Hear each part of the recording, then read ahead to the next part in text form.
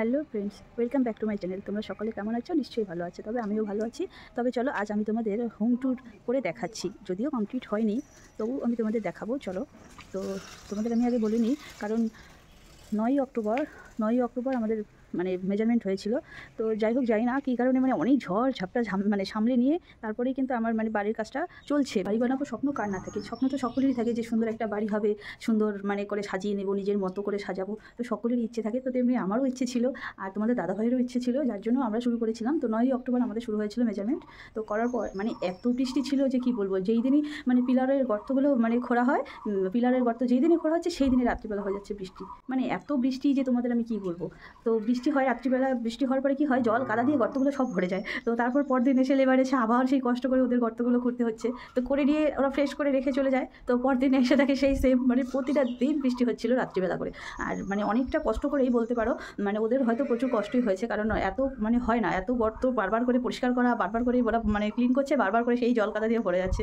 তো এই করে করে কিন্তু আমার বাড়ির কাজ মোটামুটি অর্ধেক হয়ে গেছে। এখনও যদিও কমপ্লিট হয়নি, কমপ্লিট হতে অনেকটা টাইম লেগে যাবে। তো হচ্ছে, এইভাবেই কাজ হচ্ছে। তো চলো আজকে আমি তোমাদের কতটা কাজ হয়েছে তো তোমাদের আমি দেখাই। তো প্রথমেই আমি শুরু করবো বাড়ির সামনেটা দিয়ে। তো চলো তোমাদের আমি দেখাই। তো এই দেখো বাড়ির সামনেটা, এটা এই দেখো, এই সামনেটা হচ্ছে এটা। আর ওই সাইডে ওইটা গ্যারেজ রুম আছে। আর দেখো আমাদের ন্যানো কিন্তু উপরে উঠে গেছে, ও একা একাই উঠে যায়, একা একাই নেমে আসে। তো দেখো সব ছাদের কাজগুলো কমপ্লিট, সব ছাদগুলো হয়ে গেছে। আর এটা হবে সামনে, এখনও সিঁড়িটা হয়নি, সিঁড়িটা হবে এই যে এই জায়গাটায় সিঁড়ি হবে। আর এইটা হচ্ছে সামনেটা। তো এই দেখো, এটা হচ্ছে লিভিং রুম। হ্যাঁ, এটা লিভিং রুম। আর এইটা ডিজাইনটা দেখো এখনো হয়নি, এরকম হবে। সামনে বিট দেওয়া হবে, নিচ দিয়ে একটু বিট দেওয়া হবে। আর এই সাইডে দেখো ওয়াল আছে, এখানে টিভি বসানোর জন্য করা হয়েছে। এটা যেহেতু লিভিং রুম, তো সেহেতু এই জায়গাটা ফাঁকাই আছে, আর বড়সড় করে করা হয়েছে, সব রুমগুলো বড়ই হয়েছে। তো দেখো, আর এরপরে দেখো সাইড দিয়ে ডান দিক দিয়ে চলে গেছে সিঁড়ি। হ্যাঁ, সিঁড়ি গেছে, গ্যারেজ রুম দিয়েও সিঁড়ি পাওয়া যাবে, আবার এই লিভিং রুম দিয়েও সিঁড়ি ওঠা যাবে। আর তার সঙ্গে দেখো লিভিং রুমের পরেই রয়েছে ডাইনিং রুম। হ্যাঁ, তো এই দেখো এই জায়গাটা, ঠিক এই জায়গাটায় ডাইনিং টেবিলটা বসবে। তো দেখো ওই সাইডে ওই যে টিন দিয়ে আটকানো আছে জানলাটা, কারণ ওই সাইডের প্যাসেজটা আমাদের বর্তমান কাজে লাগে, গাড়ি রাখতে হয় ওখানে, সমস্যা, যার জন্য আমরা ওই টিন দিয়ে ওটা আটকে দিয়েছি, যাতে আর কি লোক ঢুকতে না পারে বা কোনো সমস্যা না হয়। আর রাত্রিবেলা তো একটু ভয়ই করে চারিদিক খোলা থাকলে, যার জন্য ওইটা আটকানো আছে ওইভাবে। তো দেখো কিচেন হবে এইটা।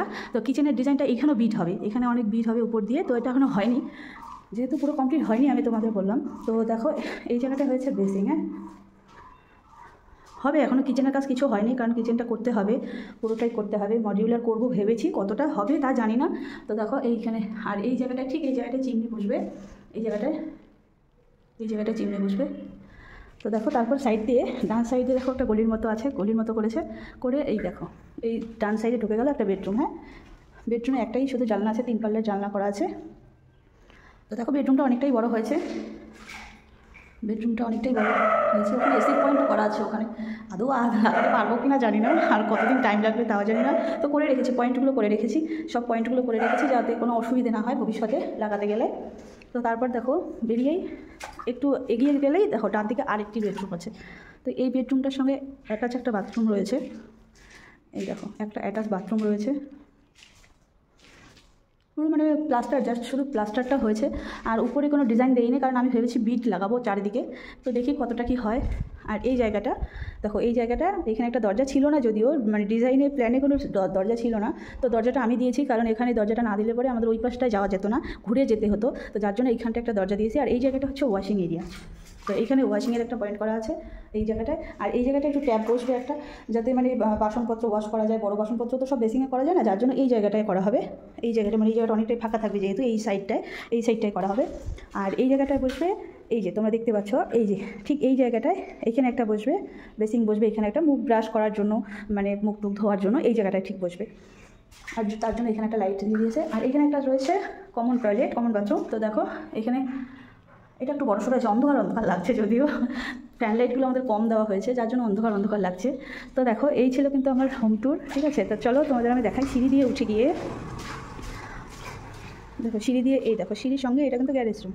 হ্যাঁ, আর আমি ভেবেছি এখানে যখন রেলিংগুলো লাগানো হবে, তো আমি ভেবে যে ওরা বলেছিল, মিস্ত্রি বলেছিল যে রেলিংগুলো ঠিক এই জায়গাটার থেকেই হবে, ঠিক এই জায়গার থেকে রেলিংগুলো হবে। কিন্তু আমি ভেবেছি যে না, এই জায়গার থেকে না হয়ে একদম যদি আমি লিভিং রুম থেকে করি, এই ঠিক এই জায়গাটা থেকে যদি আমি করি, এই জায়গাটা থেকে যদি আমি রেলিংটা পুরোটা দিই, ওইখানটা একটু গেট রেখে দিই, তাহলে মনে হয় বেশি ভালো হবে। যার জন্য আর কি আমার, যদিও ওটা আমার ইচ্ছে, তো ওইভাবেই করা হবে। তো দেখো সিঁড়ি দিয়ে উঠে যাচ্ছি, উঠে গিয়ে এখানে একটা লোসা দিয়ে এখানে একটা রুম হয়েছে। তবে এটা স্টাডি রুম হবে সম্ভবত, বর্তমান ছেলেরই হবে, হয়ে গেলে কাজ কমপ্লিট হয়ে গেলে পরে এটা ছেলেরই হবে।